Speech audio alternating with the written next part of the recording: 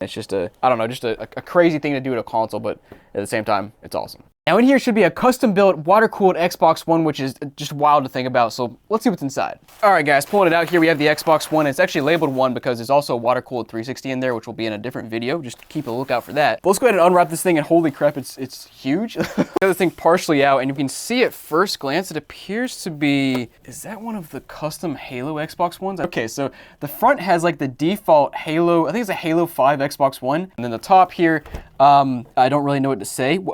What am I looking at? Then we have, I guess, our radiator and some sort of mesh thing on top of it, and then a water block. We've got a tube from the water block to the radiator, then another tube going down into the console to do something else, I guess, just to complete the route there. But guys, let's go ahead and plug this thing in and just see what happens. Oh, well, I didn't expect that. As soon as I plugged it in, it started revving up.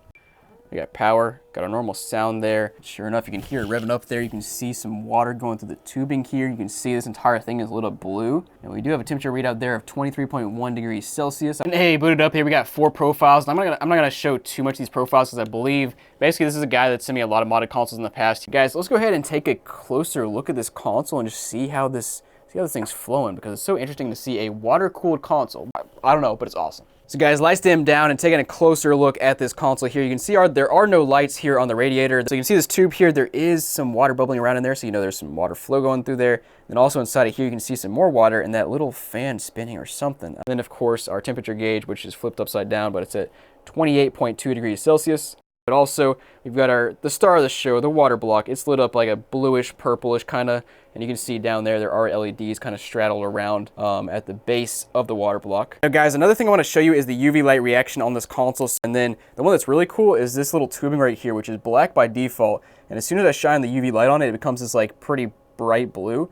You can really see it well when I shine like halfway on it. You can see it's still half black and half blue, so that's a nice little addition there. So guys, I wanted to tear this thing down, but unfortunately I'm not going to for, I guess, obvious reasons, because I don't want to break it. But let's go ahead and take a look at these photos that he sent me, the modder sent me, that we can take a look at. So first of all, in this photo, you can see their water block is in the top left-hand corner. And then here's where all the goodies are. So taking a top-down look at the entire thing. Again, top left-hand corner is our water block. You can see our temperature gauge there as well, which apparently our temperature gauge sensor goes to the hottest part of the water loop. But also you can see a little piece attached to the APU there with the water going in and water going out. So basically that completes you got your whole loop there of water flow, so that it can you know, cool down the system, and then also, you know, the heat can leave the system as well. And then around the edges you can see some LEDs in there, but you can see there's a whole lot of workings going on here with the water cooling, and it's just I don't know, just a crazy thing to do at a console, but at the same time, it's awesome.